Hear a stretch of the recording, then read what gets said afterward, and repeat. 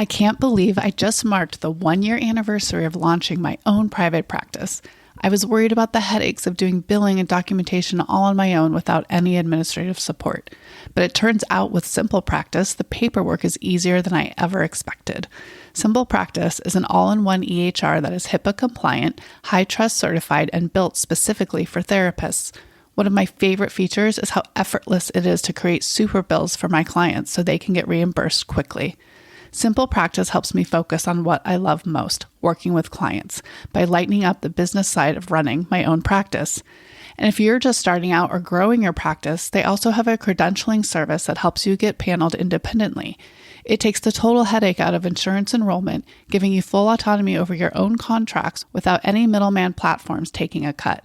If you are ready to simplify the business side of your practice, now is a great time to try Simple Practice. Start with a 7-day free trial, then get 50% off your first 3 months. Just go to simplepractice.com to claim the offer. Again, that's simplepractice.com. The advanced part of that dynamic is finding that balance between enabling and avoiding, figuring out what can we handle emotionally that day? What is my kid capable of? And is this a day that I could step back? That would be growth for our kid if we can tolerate it as parents. The apple doesn't often fall far from the tree, so often one or both parents with ADHD who's trying to do all the adulting and manage the executive function for a child who has executive function challenges. And so it just can create a very chaotic home environment, which then can perpetuate the sense I'm doing it wrong, I'm failing, and it can build up. And that then can lead to burnout. That was Emily King and Debbie Reber on Psychologists Off the Clock.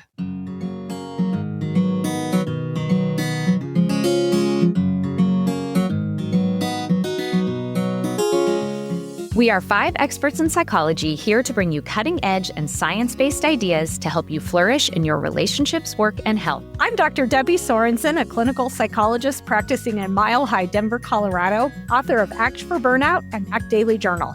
From America's Heartland, I'm Dr. Emily Edlynn, a clinical psychologist based in Chicago, Illinois, and author of Autonomy Supportive Parenting.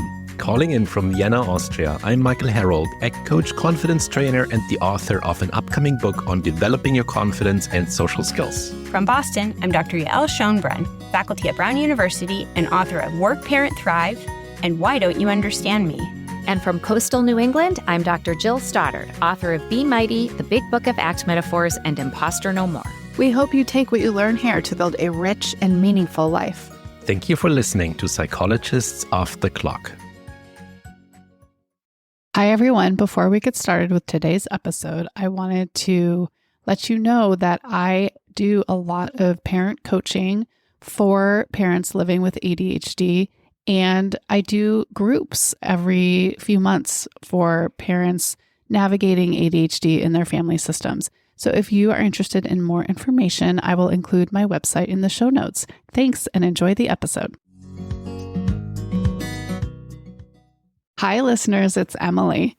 I am thrilled to bring you an episode that has been on my podcast bucket list for a while now, a roundtable discussion about the real life complexity of ADHD. In my work and personal life, I have become increasingly aware of the myths and misinformation that make caring for a child with ADHD even harder when it has enough challenges on its own. Today, I've invited 2 very special guests who are much wiser than I am in this area and who have each made significant contributions to the recent revolution in better understanding and embracing neurodivergence at home, in the classroom, in our communities, and society at large. Dr. Emily King is a child psychologist who has worked with neurodivergent learners for over 20 years. She received a PhD in school psychology from the University of North Carolina, Chapel Hill, and began her career in Houston, Texas, specializing in school-based mental health in K-12 public schools. She has since worked in private practice in North Carolina, supporting the mental health, executive functioning, and social needs of neurodivergent youth. Dr. Emily hosts the Learn with Dr. Emily Substack, where she provides parent workshops, is the creator of the Neurodiverse Classroom, a professional development curriculum for educators. And her first book, The Neurodivergent Learner, is available for pre-order and will be out on August 25th, which is right around when this episode is going to air. So exciting. Debbie Reber is a parenting activist, best-selling author, speaker, and the founder of Tilt Parenting, a top resource for parents raising neurodivergent children. Since launching Tilt in 2016, Debbie has championed a strengths-based approach that reframes how society supports differently wired kids. Her groundbreaking book, Differently Wired, is widely recommended by professionals in education and mental health, and her Full Tilt Parenting podcast has 10 plus million downloads, featuring leading voices in the intersection of parenting and neurodivergence. A parent coach and positive discipline trainer, Debbie has been featured in the Washington Post, the New York Times, and on News Nation, is a 3-time TEDx speaker, and is a founding expert and advisor for Human Up. She lives in the Netherlands with her husband and 2 cats, while her neurodivergent young adult attends university in Scotland. Welcome to Psychologists Off the Clock, Emily and Debbie. Thank you. So happy to be here. Thanks so much for having us, Emily. Well, and Debbie is a repeat guest, so you can find my conversation with Debbie in episode 344, all about her amazing book that I also widely recommend, Differently Wired. So people can check that conversation out too. Let's start with the first major controversy in today's dialogue about ADHD. Should we even call it a disorder? What are your thoughts? I'll take this one. This is Dr. Emily. I feel like we need to introduce ourselves with 3 people on the call. And 2 Emilys. And 2 Emilys. And I will also add to my bio, kind of depending on which bio you read or if you followed me, that I also have 2 neurodivergent sons. One is 12, one is 18, and they have unique versions of ADHD. One that's more within the context of autism, and then one that is more of a 2E gifted ADHD presentation. I really don't know what we should do with the name because it is so ingrained in our culture. However, it absolutely limits just the breadth of all the things that we know as clinicians are affected by this name, this profile, this constellation of symptoms, whatever you want to call it. I truly think at the core of working with these kids, living with these kids, parenting, teaching, educating, different versions of what we call ADHD, that it's more of a regulation difference than anything else. When we think about attention being hard to regulate, when we think of emotions being hard to regulate, and that cognitive shifting piece, which it often gets confused with difficulty transitioning, where it's kind of that line between, is it autism? Is it ADHD? Because it's hard to dig into what's the reason behind that, right? But it's a shifting and regulating attention from, I'm going from this thing I really, really love to this boring task over here. Well, that's a difference in being able to regulate your attention. So I do think that it depends on who you ask, whether it is considered a disorder. However, I think we're at the cusp of better understanding all neurodiversity, neurodivergent differences. And the more people that come forward that talk about, especially adults, that talk about how wide this spectrum is from like so mild, maybe they didn't get diagnosed as children, but it absolutely is impacting their adult life, or they just didn't have access to the diagnostics. But I think like anything else, it is a difference. And then it's in some people, it rises to the diagnostic level of becoming functionally impairing. And so it would warrant some sort of label to access services, to whether that's in education or in work life, and then helping kids and teens identify with how their brain works differently. What are your thoughts, Debbie? I will say that as someone who, when I started Tilt Parenting, a big part of it was trying to move away from language that pathologized neurodivergence, which is why I use that language of differently wired in the first place. And so disorder, it's a medical term. It is pathologizing. In fact, I got in an argument with someone at a large organization that supports kids' mental health because they refer to ADHD as a childhood illness. And I was like, my child is not ill, So I think it is, for me, I worry so much about the stigma attached to that. And like you said, Emily, it really is, to me, it's a difference. And so much of my learning about ADHD and my own ADHD now, and also my kid who's now 21, is recognizing that just like disability, it's problematic in certain environments, but inherently there's nothing wrong with having a brain that works in a way that has the strengths that come with ADHD, as well as the challenges in certain environments. My take is that I actually have a philosophical beef with the DSM in general. So, right. And ADHD is part of that, where it really does pathologize the individual. When we know more and more as time goes by with research and advances in science and understanding that all of the, I'm going to say, conditions are in the DSM are really affected by multiple factors. And whether some of it is genetic and biological, and also trauma, history and trauma exposure, social network, access to resources. I mean, there are so many factors affecting what is then framed as a symptom, right? Like a problem, a disorder. So I philosophically resist the idea of disorder. And I've been a psychologist for 20 plus years, and it is hard to kind of completely move away from it because of, Emily, what you were saying, that there is this sort of nomenclature that then it shows that there is some problems in functioning that we need to attend to and treat and support. But the whole idea of, if you want your child to get the support they need for their brain differences, they need a diagnosis right now, right? Mm-hmm.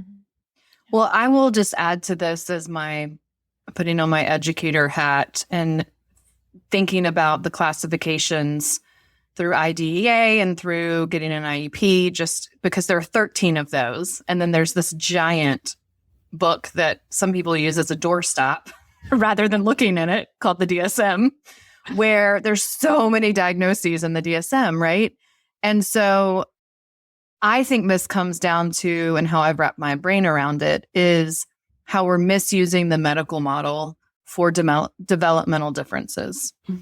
And I see this in education more so than even in private practice, because we have to pick one of the 13 categories to give our kids access to support.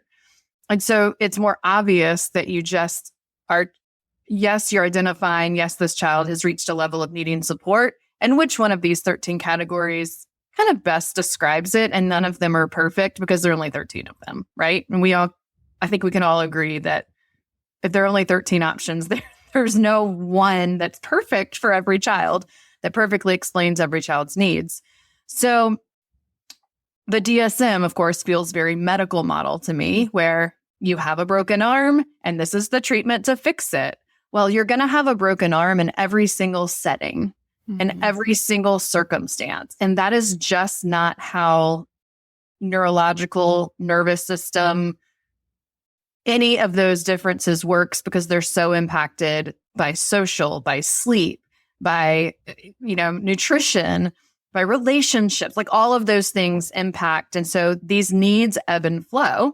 So in my mind, I think about it as a difference that reaches a level where support is needed. And I would be sort of okay with the DSM if they just didn't pathologize it so much. If it was like a book full of, these are the categories that a child or a person may reach that they need support. And so this is kind of what we call it when they need support, versus this is what's wrong with you. Mm-hmm. That means that your insurance will cover it. Yeah. Right. Well, and you alluded to this, Emily, in your opening response, but I want to hone in on it, that the acronym itself is incredibly misleading, right? So for those of you who aren't sure, ADHD stands for Attention Deficit Hyperactivity Disorder. Then there was pushback that there are a lot of kids who don't have hyperactivity, or maybe don't have the inattention at a clinical level. So then they added 3 types. So you can be diagnosed with ADHD inattentive, ADHD hyperactive, or ADHD combined, which is like both are presenting as problems. And it's really looking at which one is causing impairment based on testing, which we'll get into. But this is just a complete marketing miss in my mind because it makes us focus on attention and hyperactivity when what we're learning and what we're seeing and living is the differences are in regulation of multiple parts of the brain and the nervous system. So as you mentioned, sleep, emotion regulation, appetite, cognition, energy management. I mean, it's so beyond attention. And the fact that that's the first word of the acronym, I find just incredibly, already there's misinformation woven in to the DSM. And this is partly there's been advances in science. So, we started with the ADHD, but now I feel like we've outgrown that as an acronym. Yeah, and it used to be called hyperkinetic disorder. Interesting. Like moving your body too much. I think. I'd have to look back. Somebody Google it or take this part out. But I think that in like the DSM-2 or something, it was some sort of like only hypermotor movement, which of course is difficulty regulating your body. Right. Difficulty regulating your sleep is connected with that. Right. Right. So we have come far, but we have far to go. Yeah. And I'll just say too, we've been learning about ADHD in my house for the past 15 plus years from when we first got that provisional diagnosis. And I've been doing this work for 10 years. And I feel like it was only in the past like 7 or 8 years that I even realized that emotional regulation was a key component of ADHD. And I was like, oh, of course, it made so much sense. But that wasn't brought up in any of the conversations we had with people who provided us with the evaluation and the plan for how to move forward. It's a huge missing piece of diagnostics. And I think there are kids that will get misdiagnosed with mood disorders. And actually they have severe ADHD, trouble regulating their emotions. And they're kids who are not hyperactive at all. Yeah. But they have that mood piece. And so it gets missed. Mm-hmm. Yeah. And I have run across many kids who, this is what I hear from the parents, they're fine at school. And so they don't think they should even be tested because they feel like, well, our problems are at home because that's when the meltdowns are happening, like really intense expressions of emotion that can really affect the whole family for many hours. And so then the parents internalize blame. They're doing something wrong because the child is fine at school. And so I think, again, and the DSM says, right, more than one setting. So, so Emily, that's maybe the perfect segue into talking about the diagnosis process, since this is your wheelhouse as a psychologist who does neuropsych assessments. What do you think caregivers should understand about the assessment process? Where do you see areas of misunderstanding, and what do you want people to really get about how to get an assessment and what's important? The first thing I see being misunderstood is usually when parents say, do I need this full neuropsych or this full psychoeducational evaluation, which is what a school is going to call it, for an ADHD diagnosis? It's a lot of money. And I have this other friend over here that just went to the pediatrician and got a diagnosis. So I want to do the best I can for my kid. What should I do? And so it is true. You can spend thousands of dollars to get an ADHD diagnosis, and you can go to your pediatrician and pay a copay and get an ADHD diagnosis. The difference is how complex your kid is at the end of the day. So if your kid has a pretty straightforward, and when I say straightforward, I mean kind of like what we would say classic ADHD that kind of does fall under what we've been talking about, like inattention, hyperactivity, impulsivity, like it basically will align with that pediatrician's training because it's not really this outside the box. It's not complicated by learning issues, autism. Honestly, it's going to be easier to nail down a diagnosis for boys than for girls. We can get into that later. If there's a family history already, so you're like, I'm pretty clear as a parent, I could diagnose my kid. I just need a pediatrician to sign off on it. That's possibly the type of ADHD profile that you can accurately get a diagnosis from a pediatrician. They are probably only going to talk with you and get a history and do a rating scale. Usually the Vanderbilt is what most pediatricians in our area will give. It's wonderful if they have you give one to the teacher. That's obviously what I would recommend as a former school psychologist, but they don't always. Medical providers are not necessarily trained to reach out to educational environments, which is the biggest problem I see with going to just a medical provider. So I would encourage you, if they're not going to reach out to a teacher, have them do that. If your child is homeschooled or it's the summer, you can have a tutor or a coach or someone other than the home environment reach out. What's important is that you're getting a different part of your child's day. You're getting data from either outside the home or just a different part of their day. If your child has learning concerns, autism, they're like memory concerns, like retention concerns with learning, that's a reason to get a psychoeducational evaluation at the school, which is free in America through the school psychologist, or you can go to a psychologist in private practice. At the end of the day, what's important is that things are just accurately identified. So data is collected. We don't usually diagnose ADHD under age 5 because all preschoolers are pretty active. Now, one of my children was diagnosed early because I'm a psychologist, and I was like, I know what this is. I just need somebody to see it and document it. Not that we were going to do anything different necessarily, but he had gotten kicked out of a preschool. He was incredibly physical with his peers at 3 and 4 years old. And I just wanted a baseline. And I knew that I wanted a baseline. You don't have to have that, but so that's why my child got diagnosed so early. He also did not sleep through the night for the first year of life. He climbed out of the crib at 8 months old. Like, I knew what I was looking at. Some hallmark signs, yes. I knew what I was looking at. So, and big family history. Like, it wasn't like, I wonder. It was like, this one got it. So, when you're thinking about an evaluation, if there is a person in your life who knows your child well, like a teacher, a pediatrician, even a family member who is maybe peripherally in this field, even like a speech pathologist or an OT or somebody, ask for their opinion and see who they would send you to for an evaluation.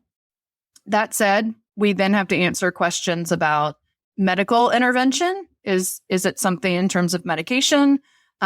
Or educational interventions, and then behavioral interventions, which usually involves more structure, putting more structure around the child rather than therapy. There's lots of mixed data on therapy for kids with ADHD, many times because they don't necessarily generalize what we talk about in therapy because they are right here in this moment. This moment is all they got, and then they move on and they're thinking about what else is in front of them. So it's much more effective in my experience to work with parents, with systems within the home, tightening up structure. But I don't want to get too far away from the diagnostic experience. We can keep talking about that. Well, and I want to quickly say about the parent piece, which we're going to get into next, is that I have found it tremendously helpful, more helpful than all my years doing therapy one-on-one with kids, that when I am talking to parents about using a neurodivergence lens to understand what their child's doing and why they're doing it, that's where the change has happened the most quickly. Because their framework has shifted to better meet their children's needs. And then that is what creates the change in the family. That's been my experience. Who else feels like August is the Sunday of summer? It's the perfect time to hit reset before the autumn rush, and for me, that always starts with my wardrobe. Quince proves you don't need a crowded closet to look incredible, you just need the right pieces. Quince specializes in effortless, high-quality essentials like ultra-soft organic cotton and premium Mongolian cashmere sweaters. They're beautifully tailored, built to last, and transition seamlessly from morning meetings to dinner. Everything at Quince is priced 50 to 80% less than similar brands. They work directly with ethical factories and cut out the middlemen, so you're paying for quality, not brand markup. I have several pieces from Quince, including my aviator glasses, a bohemian skirt, and a woven purse that I reach for over and over again. And it's not just apparel. Quince also brings that same everyday elevation to everything they offer, from hotel quality bedding and bath to kitchen staples, essentials, and thoughtfully designed furniture. Upgrade your everyday. Download the Quince app for app-exclusive offers or go to quince.com/POTC. Get free shipping on your order and 365-day returns. Now available in Canada and the UK too. That's QUINCE.com/POTC. A big thank you to our sponsor, Vinted. Vinted is saving my closet, and it can save yours too. I have been so tired of my old clothes, keeping them around, thinking I'll wear them at some point, but of course never do. Thanks to Vinted, a secondhand marketplace app, I can list the clothes I no longer want and make space for a fresh new look. Listing my clothes on Vinted means less waste and making some extra cash. Plus, there are no seller fees, so you keep everything you earn. The app is free to download, and Vinted makes the sign-up and listing process super easy. They even provide a prepaid shipping label. Vinted is on a mission to make secondhand your first choice, giving quality items a second life again and again. Whether you're clearing out pieces you no longer wear or finding unique items at great prices, Vinted makes it simple to refresh your wardrobe, earn extra cash, and give your clothes that second life. So if you're ready to clean out your closet and make some extra money, download the Vinted app for free today and start listing. With no seller fees, you keep every dollar you earn. So let's move beyond the diagnosis and the whole process. We've kind of touched on what's missing and how ADHD is talked about with parents. You know, in my work with parents, it's been a common theme that some of the main features that I know are common in ADHD, the parents have never heard of it, right? So in all the professional settings, the pediatrician's office, the evaluator, the school, they really haven't heard of things that actually really affect kids' functioning and are core parts of, or can be core parts of ADHD. So Debbie, I'm going to turn to you, since you're especially tuned into family experiences through running your TILT community.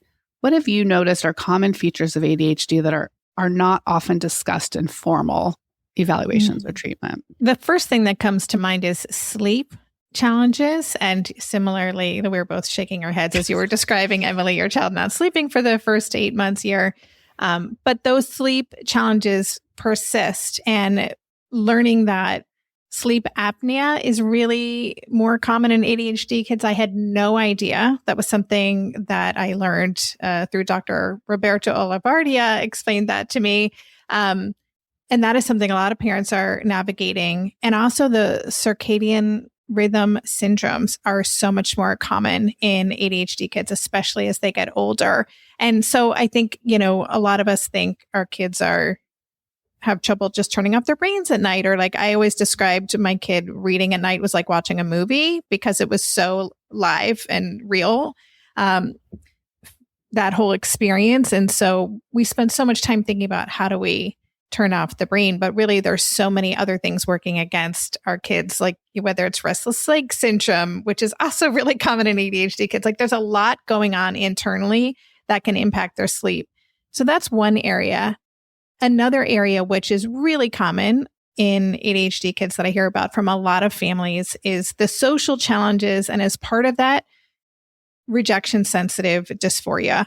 Mm-hmm. And to me, that the challenges that come with RSD, as that's known as, can be even more significant and severe than your kind of standard everyday attention issues, impulse issues, because it is a really intense feeling that you're constantly being criticized or you perceive any feedback as negative, or you might be getting negative feedback just because of the way you're engaging socially with other people. So it reinforces this message that, yeah, I am someone that other people don't like. And that can really move into other mental health challenges. And so I think, you hear about impulsivity and kind of a disconnect socially with friends, but not really understanding how intense that disconnect can be and that experience can be for the kid. That has been very eye-opening to me, and it's something so many families that I work with in my community are dealing with.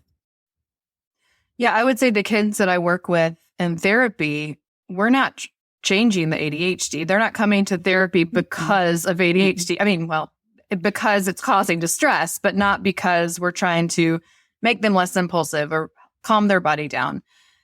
We're working on the emotional experience, the social experience, kind of the fallout, basically, of living with ADHD and what that means for a kid. And it's so important that they, one, understand their brain and understand what's great about their brain. And often it has to do with creativity, with some of these kids are just incredibly spontaneous and they are just full of life and joy, which makes it even more heartbreaking, right? When they feel like their spirit is crushed by all this structure and these people who follow rules around them. So it's finding the balance with that. But I will also add that the parents I talk with in therapy, one of the things they're surprised is related to ADHD is the lying. And this comes up a lot because I get this complaint from parents, like because I think lying is so triggering. As a parent, you feel like, oh my gosh, I'm raising a child who's not honest, not trustworthy. And it triggers a lot of parents and raises the alarms of like, I've got to fix this, especially if they're tweens and if they're going into adolescence and the parent is kind of feeling like they're losing their grip on their kid listening to them, that age that we all feel like, oh my gosh, they're not listening to me anymore. But lying is something so common in ADHD. Y'all both were like, yes. Because how I describe it is if you do something impulsively and then you immediately realize that you've done something negative, but you don't have the insight, the delayed gratification of knowing if I tell the truth now, I can help keep this relationship solid in the future. If you are in the moment, of course you're going to lie. Of course you're going to say the next thing that you think of to distance yourself from that. And what's so wild is that very intelligent kids will lie like they do not realize that we know they're lying. Like, I mean, it is fascinating to watch. And it's just that weak executive functioning tripping them up. And then as they mature, they realize like, okay, well, I can't blame this on the dog anymore because everyone's figured out that the dog couldn't have done it, So they get really crafty about their lies. But what it is it's this emotional avoidance of being very sensitive to getting called out or whatever that impulsive mistake was. So some things, I don't want to leave everyone hanging, but a few strategies that I use for that one are helping kids know that when I know what happened, like when I know the truth as a parent, as a teacher, I can help you solve this so much faster because impulsive kids like to do things quickly. Yep. So we reward the truth and the problem solving versus, consequencing the lie and then trying to drop it because they're not going to learn from that. They just learn to, keep avoiding and they don't feel supported. Well, they feel worse about themselves. And they feel worse. Right. Right. Like worse self-esteem, which then again is going to feed the likelihood of lying again next time. So rather than learning, it's actually weirdly reinforcing it because of the emotional experience that goes along. Yeah. And it is hard for parents to drop that. Yeah. I'm not going to consequence my kid for lying because we feel so offended when they lie, right?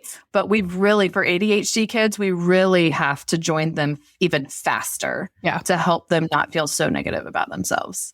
I want to touch on a couple of other features that I think feed into the lying experience, and we're going to get more into the emotional reality of having ADHD. But I think time blindness is a big one because parents do not understand how we can have the same routine every morning. And yet we are running out the door late every morning, right? And I try and help parents understand, like, really, and some parents with ADHD do understand, can't feel the passage of time internally like neurotypical people, right? Like there's just this lack of that internal experience of time passing. So I want to just put that one out there because I think it has a big effect on day to day. And I'll add to that, you mentioned avoidance, Emily, earlier when you were talking about lying, but also just avoidance in general. If you can delay anything, that's a non-preferred task. You will. 100 times out of 100, I could say, we need to do this. Should we do it now or in 2 hours? The answer will always be in 2 hours because there is the future doesn't exist. And that can be really challenging, especially as kids get older and there's homework and there's responsibilities that our kids have to attend to. Just putting it off. Whatever's not happening right now is not happening, period. Yeah, there's a lack of that future thinking and really understanding of the abstraction of there is a future. Yeah. Where I will be doing that. Yes. Yeah. If kids realized there was a future, they wouldn't lie. Right. Yeah. True. That all ties together. All comes back to the lying.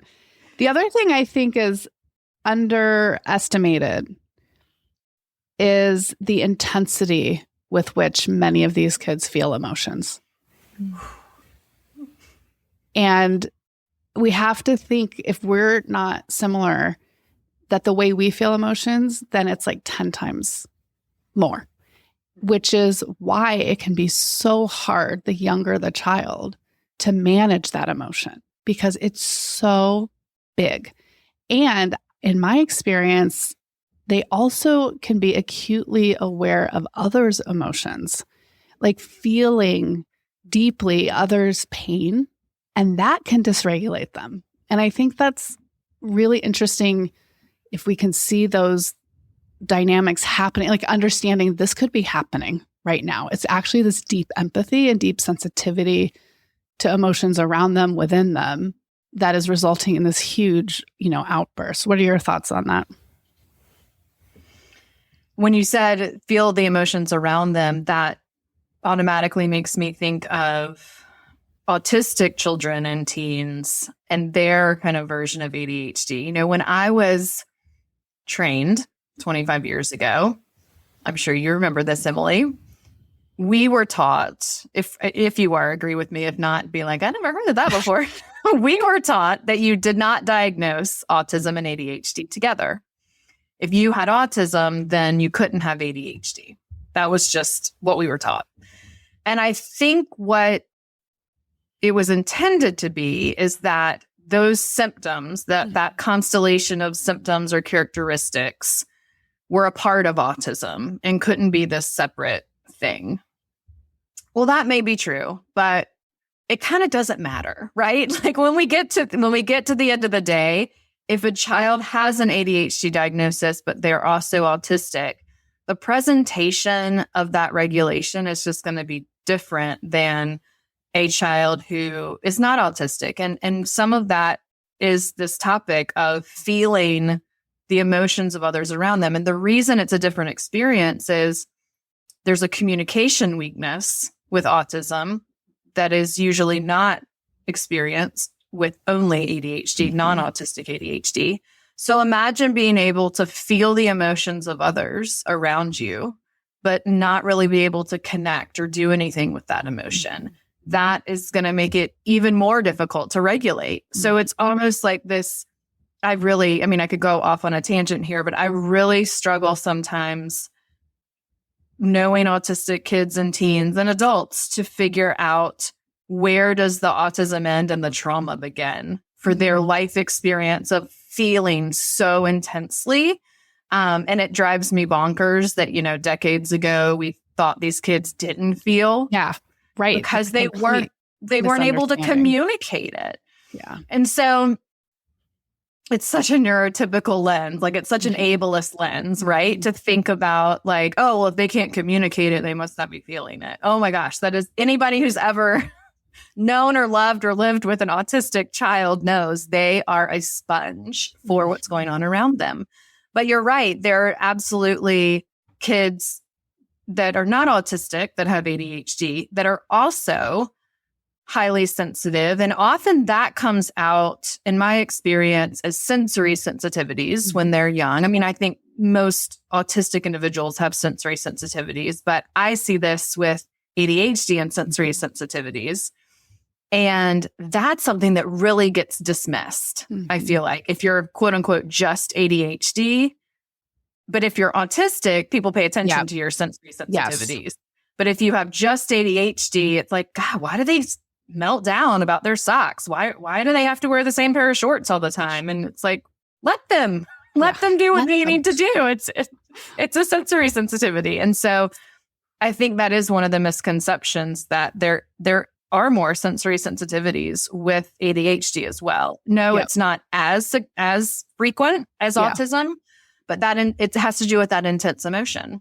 The other piece that I find really helpful to think about is the sensitivity, again, to energy management. And I see these kids who have a ton of energy, right? And people would describe many of these kids, they're so active, they're always going, right? But what happens is the crash, right? So I picture it like one of those wonky, like if your battery phone has lived too long and it's not working very well, it's at 80% and then it's at 20%. And you're like, what happened? Right? Mm-hmm. I think a lot of kids with ADHD, this is an under-noticed phenomena. And so a day at school takes everything they have. They are exhausted by the time they get home. They have expended so much energy processing, interacting, regulating to not get in trouble, right? There's all these things they've been doing all day. They're so tired by the time they get home. And this can pair with that, we haven't touched on this whole interoception idea of like not being very well tuned into the internal state. So a kid's not going to say, I'm really depleted. Right? They may not have the awareness that their energy is plummeting and they really need downtime. They may actually go into this hyper mode of wanting to keep going when you can see they are fraying at the edges. And so I think another kind of lens that I have found helpful with parents and educators and anyone around these kids is that really kind of sensitive energy battery that can be part of life with ADHD. Yeah, and I want to add something to this, and you can decide if this makes sense in this conversation or not. But I'm also thinking about when you mention energy, there's this idea of emotional regulation and energy regulation. And Dr. Amy Laurent and Dr. Jacqueline Feedy, who created Autism Level Up, but their book, The Energy Manual, really talks about this idea that a lot of neurodivergent people struggle to connect with their internal emotional experience. And energy is something that actually makes more sense to them. And that it's more about helping our kids understand where there's a match versus a mismatch for their energy, because some of our kids really need a lot, to be in really active environments in order to feel settled. And some of them get really depleted in certain environments, right? So I like that idea of also thinking about what are the best matches energetically and helping our kids start to tune in with that interoception piece. And when do I feel more calm? And what does that environment look like? And how can I tap into more of that? Yeah, that's a great point. Yeah, I think when you say that, Debbie, I think about the timeliness again, which is really a difficulty in predicting what's going to happen later, right? Because I can only feel right now. I can only think about right now. And I think that energy does make such a good metaphor for it because it's more concrete in a way than emotions. I work with lots of kids who struggle to identify the emotions, whether that's body sensations with their interoception or whether that's feeling words.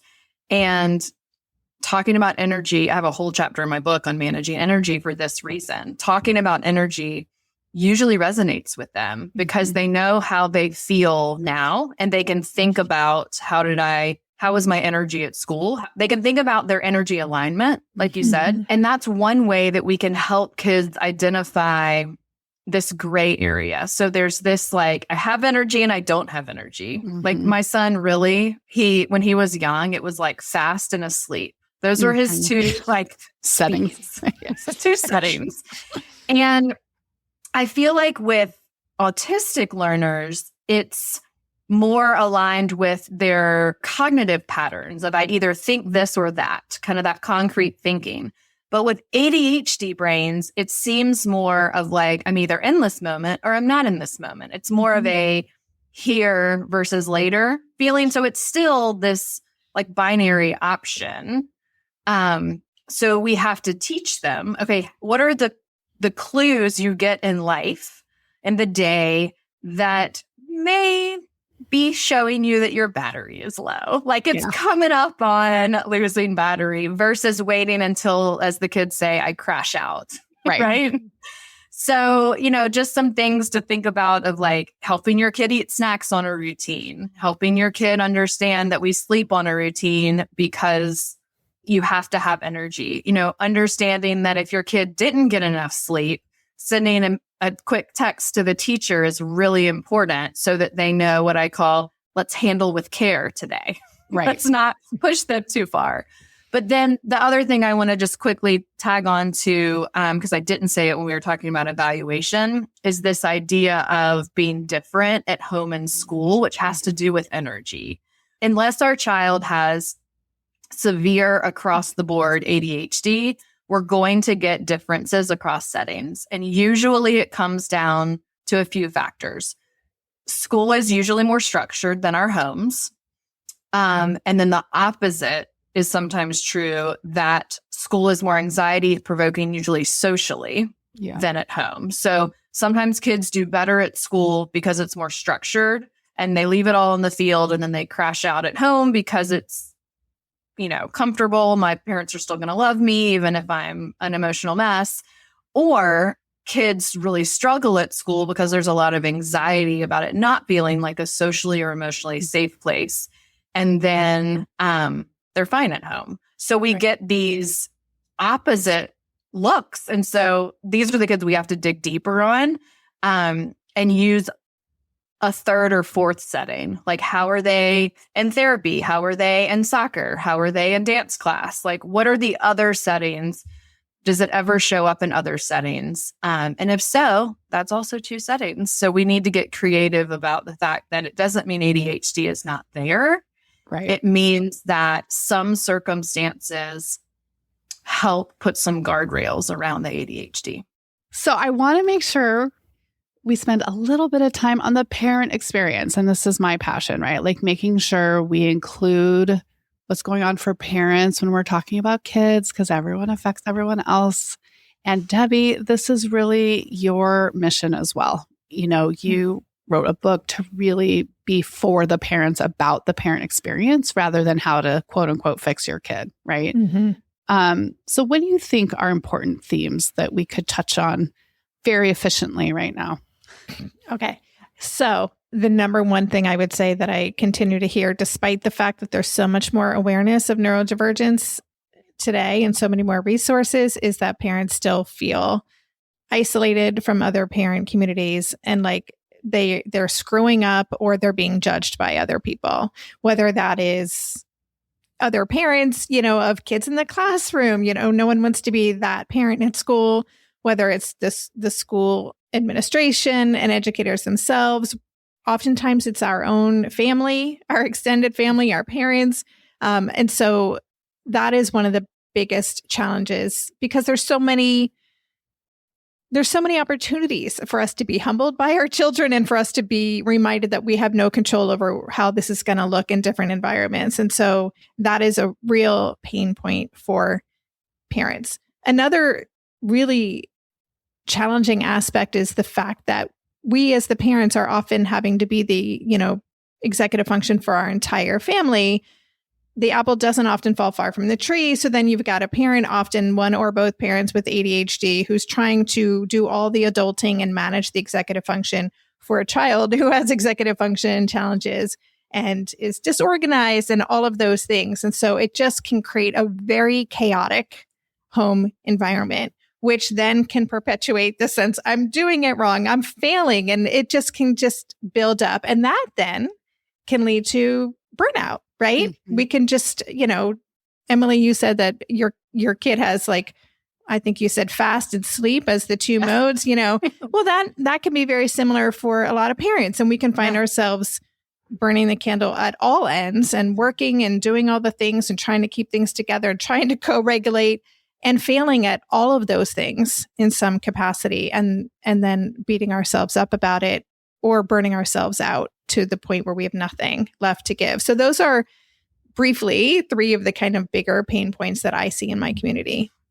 I often I think this was something you coined in your book, Differently Wired, but the term advanced parenting, that this is like the AP course of parenting. It is harder, right? Yeah. Than if you're comparing your parenting experience with those without neurodivergent kids. You just can't. Like it's a different experience. And when I have used that phrase, I've seen parents just visibly relax and feel so validated. Like, this is why it's hard. It's not my fault. I think that's the core to get at is really working on that.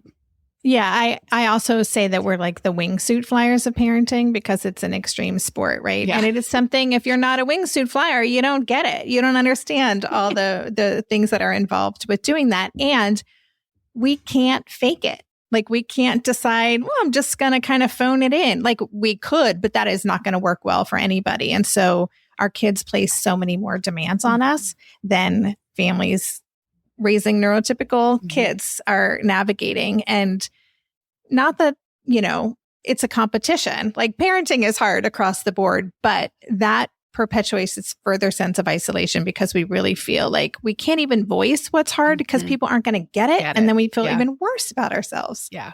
Well, I highly recommend listeners go back to our episode about Debbie's book, Differently Wired, and read the book if you haven't already. And I will add to the parent experience 2 takeaways that if you can just shift your mindset from thinking about chronological time to developmental time, that goes back to what Emily was saying about looking at this through a neurodivergent lens, but it's also what makes this type of parenting advanced. So when you are thinking chronological time, you're thinking, okay, my kid's going to turn 5, they're going to kindergarten. My kid's going to turn 8, they're going to, start like losing all their teeth and all the things that 8-year-olds, do.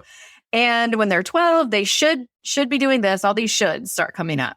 Well, you start dropping all the shoulds when you switch over to developmental time and you just think about what is it my child can do and what is it that we're working on next. And that's the advanced part because there is no roadmap. It is just following your child to the next thing. And you have to relinquish a lot of control. You have to relinquish a lot of, if you're ever a person that like planned anything out, you're going to be planning, you're not going to be planning things out. You're going to be planning like contingency plans. Like, this is how this event could go. And then we're going to have like a B, C, and D. The second thing I will say is you can go one way, which is when we're very stressed, we tend to do things for our kids. And this is going to lean into Emily's autonomy research. We get very stressed. We're going to do things for our kids. And yes, it makes family life easier, but then we end up enabling. And I do see some of that in my practice, even with a child with a disability, when parents, especially a behavioral regulation difference, where if the parent challenges the child in any way, there's going to be a big emotional explosion. Of course, you want to avoid that, right? But then we get into the weeds of actually they can do it under some circumstances. And so the opposite of that is, of course, avoiding your child, not helping your child, and then you don't have the relationship you want with your kid. So the advanced part of that dynamic is finding that balance between enabling, and of course, we're not abandoning, but enabling and avoiding, because our stress is going to make us polarize and do one or the other. And so we're always, as parents in that experience, figuring out what can we handle emotionally that day? What is my kid capable of? And is this a day that I could step back and let them take longer to get ready? Or step back and, let them get frustrated and slam something to the ground and decide if they're going to ask for help or not. That would be growth for our kid if we can tolerate it as parents. That's huge. And I'll just say, I try to avoid promoting my book too much, but I do have a chapter in my book, Autonomy Supportive Parenting, about raising kids with ADHD and autism and how to kind of tweak the framework, understanding how that fits with executive functioning differences. I mean, all kids need autonomy and agency. And so the path may look a little different, but it's still essential to their growth and well-being. Okay. As we wrap up, we have to end with the science, because we at this podcast, Psychologists Off the Clock, it's our mission to stick to the science, which seems harder to do in our world of clickbait media built on fear and influencers with questionable credibility. So quickly, what do each of you see as some of the most damaging myths being perpetuated in popular media and by influencers? For me, it's that only nutrition and movement can solve all problems. Yeah. Now, is nutrition, sleep, and movement, are those things incredibly important for kids that have high energy and difficulty regulating? Yes, definitely important. However, there are some children and teens and adults who will have life-changing positive experiences through medication. Mm-hmm. And we need to think about our kids' treatment holistically. And I think that some influencers or some just people online can get into whatever worked for them and through a personal experience. And then because it's online, it feels like everybody's doing it and is not rooted in the science. We have so much scientific data showing the effectiveness of stimulant medications. Are there side effects? Yes. Do we have to be careful about sensitive nervous systems and medication? Yes. So these are all things that you would be discussing with your child's provider, who is a licensed professional who knows your kid. Mm-hmm. And so that's the biggest thing, is just there's no one voice anywhere that's going to be the answer. We have to think holistically and also ask providers for the research. Say, especially if it's a new medication, or, nothing is going to be FDA approved without going through trials. So there's going to be some research on even a new medication. So talking that through with a provider who knows your kid and knows the science. And Russ Barkley, who is a renowned ADHD researcher for the last few decades, he was on our podcast, so we'll link to that in the show notes. But he makes the point that these medications are some of the safest out there because some of them have been around and studied for so long that in some ways it's like there's more reassurance than other meds that we could be choosing for our kids. So, and I'll put a plug in here. I want to hear Debbie's thoughts too, but I just want to put a plug in here because it's just so crucial. We have significant amounts of research talking about the risk of kids with ADHD forming substance abuse issues throughout their life if they're not medicated appropriately. I would recommend Jess Leahy's book, Addiction Inoculation. If you have alcoholism or history of drug use in your family and ADHD in your family, generations ago, we weren't diagnosing and treating these things. So we're talking about life-threatening choices that kids might make that can be prevented if you can, talk with your doctor when you have an 8, 10, 12-year-old with ADHD. And we had Jess on the great. For addiction inoculation. So we'll link to that as well. Debbie? Yeah. I think just to echo what you said, Emily, about the holistic approach, I think this idea that we can cure ADHD, that there are cures out there. And I'm getting posts in my parent community all the time. Who's done neurofeedback, who's done this program, who's done this app, and people are so hungry for a solution. And so this kind of fear-based marketing is really hard to see happening. And on the flip side, this idea of the superhero narrative, I think on social media can be really harmful too, because do I think there are incredible strengths that come along with being ADHD? 1,000%. And whether it's a superpower or people want to kind of own that identity, it's completely up to them. And as we've discussed, there are very many real challenges that can exist for people with ADHD throughout their life. So I think that narrative can be really harmful. And one last thing I'll just add, just in terms of where we are now, you mentioned earlier about until I think it was 2013, you couldn't have ADHD and autism. That's why, we went through the diagnostic process before that and had provisional diagnoses of all of these things. And I think that's really exciting to see that people are recognizing the co-occurrence of those. And also what we're noticing with girls now, right? Mm-hmm. If you think about even, in the past 20 years or so, it used to be the ratio was 4-1 boys to girls who are ADHD, and now it's 2-1. So just that, not that there's more girls who have ADHD now, but we're understanding how it presents differently. So to me, that's some of the exciting stuff that's happening in terms of the science and what we know. Yeah, I mean, we started this discussion with kind of what's wrong with the nomenclature and the diagnosing and the acronym itself. But I think we are in a really exciting time of scientific advances in really understanding our neurology in a much more complex, nuanced way, and how ADHD fits that, how autism fits that, how all types of neurodivergence fit that. And I'm excited. I'm excited to see kind of in our own lifetimes of our careers working with families and kids and being parents ourselves, what we're going to learn, and how we're going to understand this differently in a way that is hopefully incredibly supportive and validating and helpful for everyone to live a higher quality life. We covered a lot of territory that I hope listeners find really useful, and share with your friends, share with teachers, share with your pediatrician, share with whoever you think could benefit from hearing this conversation. Emily and Debbie, thank you so much for your time today. I really appreciate all your wisdom. Of course. Thank you.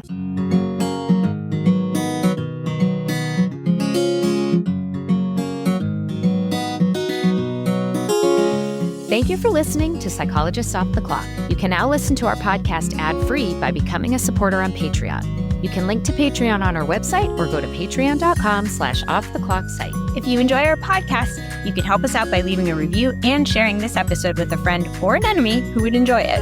You can get more psychology tips by subscribing to our fabulous newsletter on Substack. Or if you're still addicted to social media, find us on Instagram and LinkedIn. We'd like to thank our rockstar production manager, Jadine Stout-Williams. Now for the boring part. This podcast is for informational and entertainment purposes only and is not meant to be a substitute for mental health treatment. If you're looking for mental health treatment, please visit the resources page of our website, offtheclockpsych.com.